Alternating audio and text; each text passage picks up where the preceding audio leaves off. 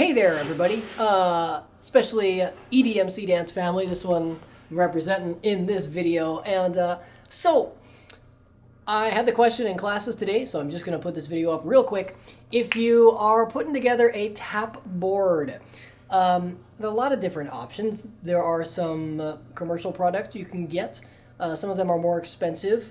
If it's just something for like your kid's room or your room, then there's that, depending on how much space you need. But I'm going to talk about just doing one yourself.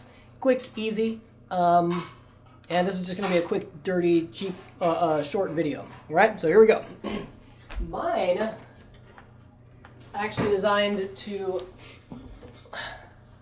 work in pieces. So I have two separate pieces. They're exactly the same. They're each, I believe, 2 by 3 feet. I went to Home Depot a couple of years ago. Got a solid piece of, got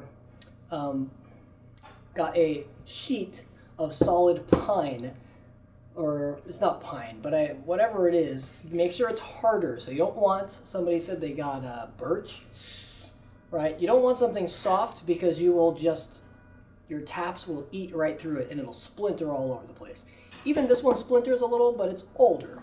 So I didn't finish it. I just left it as is. I had them cut it in half at Home Depot, so I didn't have to worry about that myself. And like I said, this is 2 by 3, and I have 2 of these. I can put them side by side, make them, whatever I want, and there you go. You can do the geometry. Now, what I did was I put a little lift underneath here.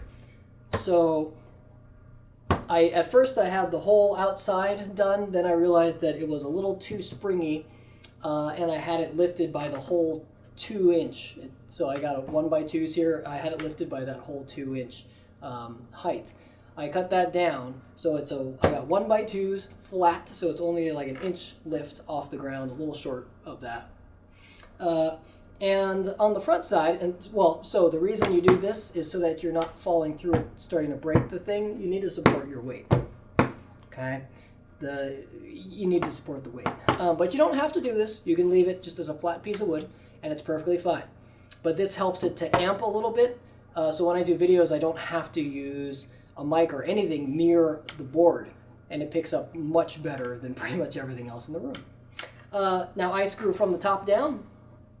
First, you're gonna pre-drill a hole here, countersink that with a bit, and then go in there with your like 1.5 inch screw, drill that in. That way it's not coming through the backside. Not coming through the backside, but you're also going to have a flush screw head there. You don't want to be catching those things, so you want it countersunk. So power tools. And then I didn't even bother to sand this thing. You can always sand it if you'd like, but this piece of wood was pretty good, and that's it. So quick, easy solution. Like I said, you can make them whatever size you want, but you definitely want to see if you can get a full sheet of wood. Plywood is okay, but it's a little dense and it does eat the sound some. But plywood's fine too. I just went to Home Depot. Whole thing, I built 2 of these. Cost me about $50. So Dixie Align's another great option too. You can get better wood there than Home Depot.